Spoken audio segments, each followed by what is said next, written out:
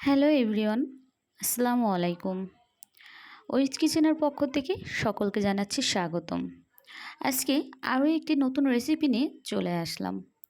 এতক্ষণে বুঝে গেছেন কি আমি আজকে কী রেসিপি দেখাবো? আজকে খুবই দারুণ একটি পাকোড়া তৈরি করে দেখাবো। আজকে যে পাকোড়াটি বানাবো সেটি হচ্ছে কাঁঠাল পাতার পাকোড়া। কাঁঠাল পাতার জালি দেখে আমি এখানে নিয়েছি। আপনাদের বোঝার সুবিধার্থে কাঁঠাল পাতার জালি অংশের একদম মাথা থেকে আমি ভেঙে নিয়েছি। এখন এই কাঁঠাল পাতাগুলো ভালো করে ধুয়ে নিতে হবে। ধুয়ে নিয়ে এর বোটা কেটে ফেলে বাকি পাতাগুলো ভালো করে কুচি করে নিয়েছি।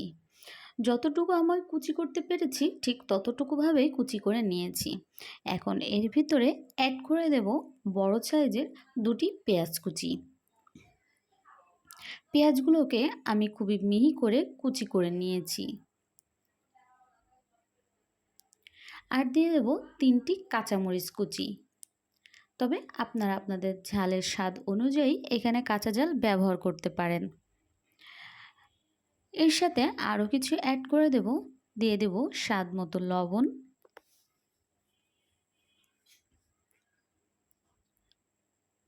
খুবই সামান্য পরিমাণ হলুদের গুঁড়ো, 1/3 চা চামচ দিয়ে দিচ্ছি জিরের গুঁড়ো, আর দিয়ে দেব কিছু গোটা জিরে।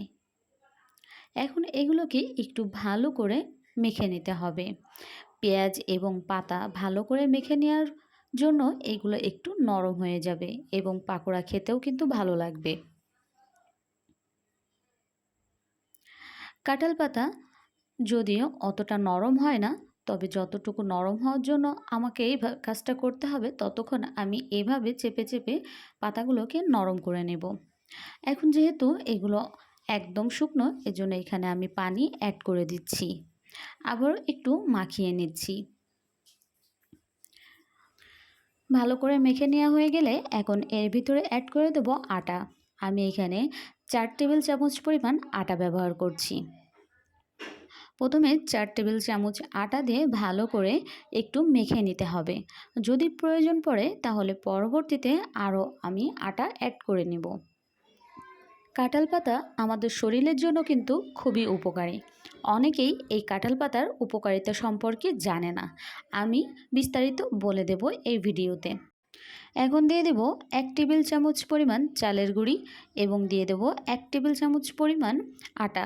এখানে টোটাল মোট 5 টেবিল চামচ পরিমাণ আটা ব্যবহার করেছি এবং 1 টেবিল চামচ পরিমাণ চালের গুঁড়ি ব্যবহার করেছি মুচমুচে বা ক্রিস্পি হওয়ার জন্য। এখন ভালো করে আবারও মেখে নিচ্ছি। আটার পরিমাণ কিন্তু কম থাকতে হবে, আমি একটু দেখিয়ে দিচ্ছি। ঠিক এরকম একটা কনসিস্টেন্সি থাকতে হবে, এতে করে পাকোড়াগুলো ভালোভাবে মুচমুচে হবে। তেল দিয়ে দিলাম ফ্রাই প্যানে। এখন তেল গরম হয়ে আসলে একে একে পাকোড়াগুলো দিয়ে দিচ্ছি। বলেছিলাম কাঁঠাল পাতার অনেক উপকারিতা আছে। কাঁঠাল খাওয়াও কিন্তু আমাদের শরীরের জন্য বেশ উপকার। তার পাশাপাশি কাঁঠাল পাতাও এখন শরীরের জন্য অনেক উপকার। কাঁঠাল পাতায় ডায়াবেটিক্স নিয়ন্ত্রণে কিন্তু অনেক ভূমিকা রাখে।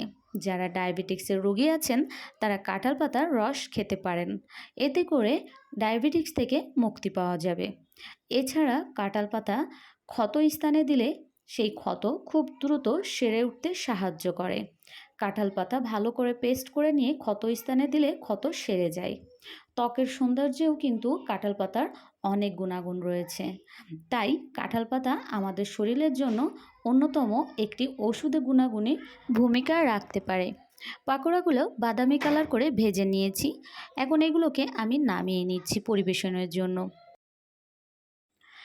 তেলে ভাজা পাকোড়া, বড়ার বিভিন্ন রেসিপি আমার চ্যানেলে দেওয়া আছে, চাইলে আপনারা দেখে নিতে পারেন। আজকের এই রেসিপি আপনাদের কাছে কেমন লাগলো আমাকে কিন্তু কমেন্ট করে জানাবেন। আর এরকম সুন্দর সুন্দর রেসিপি পেতে হলে আমার চ্যানেলটি সাবস্ক্রাইব করে পাশে থাকতে হবে। একটি পাকোড়া আমি আপনাদেরকে ভেঙে দেখাচ্ছি কতটা ক্রিস্পি হয়েছে। এটা খেতে কিন্তু অনেক টেস্টি। আজকের পর্ব এখানেই শেষ করছি। দেখা হবে আগামী কোনো পর্বে। সে পর্যন্ত সবাই সুস্থ থাকবেন, ভালো থাকবেন। আল্লাহ হাফেজ।